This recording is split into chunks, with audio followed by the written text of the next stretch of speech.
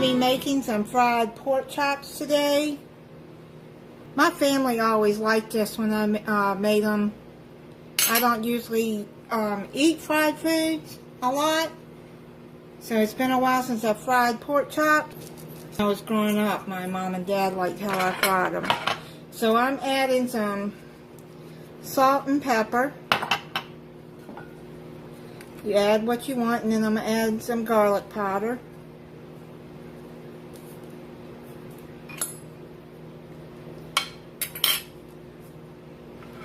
On both sides.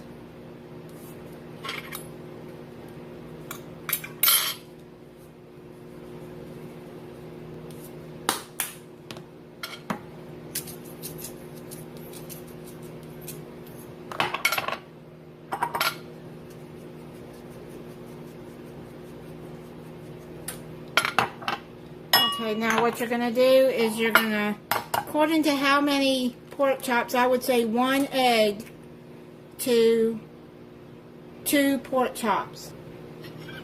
So let me, and I got a skillet of oil heating up on medium high, which is like 6 on my stove, whatever. You don't want to get it too hot because you want your pork chops to cook through. And once it gets hot enough, then I'm gonna put it down on medium. Check the oil. Put just a, yep, it's done. When you just put a dash of flour in there, and if it bubbles up, then it's done. Now I've already seasoned the pork chops. You're gonna dip it into the egg.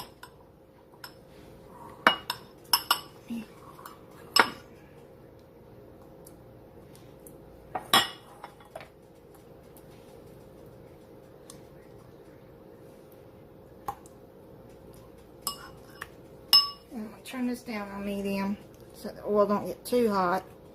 And okay, now you got the egg on there. Now what you're gonna do is you're gonna flour all over it.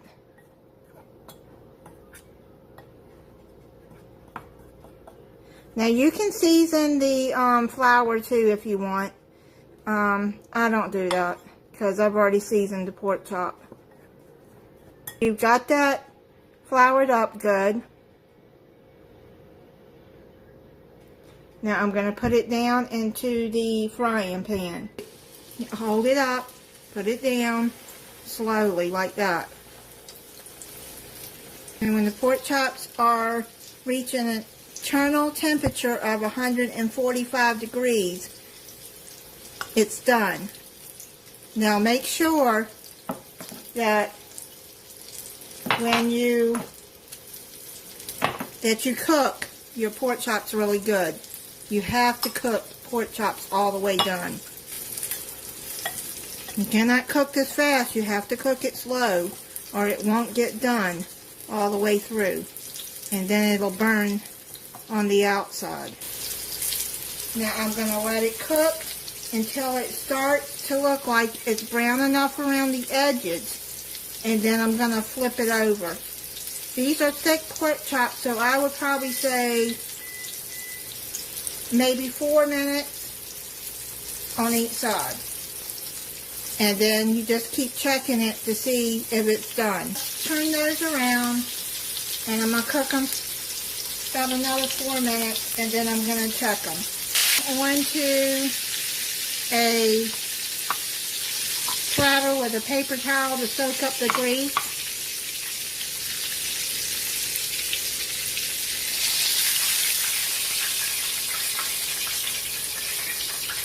I've got it all done.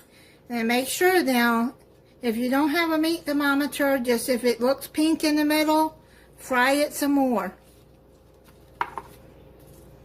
But this is done. You just have to cook it slowly. You can't fry it real fast. And I'm gonna cut into a piece here and try it.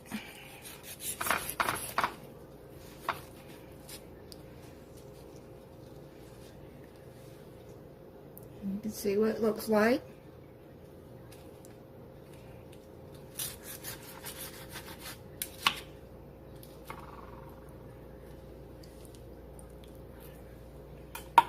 Yes, that's very tasty and juicy, and it's not dried out, and it's got a good flavor to it from the seasoning that I put on there.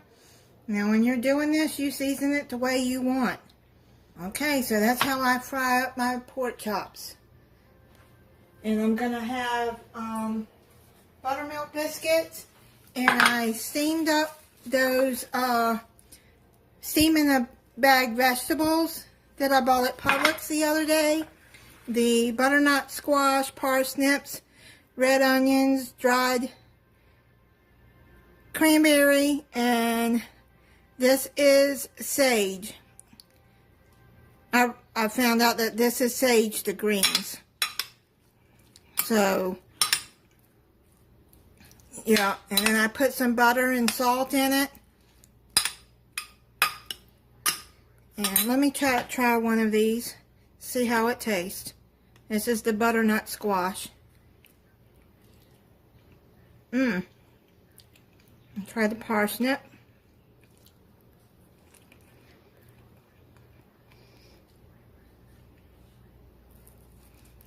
Yep, that's pretty good too. Unless somebody had asked me if I would let them know how that is.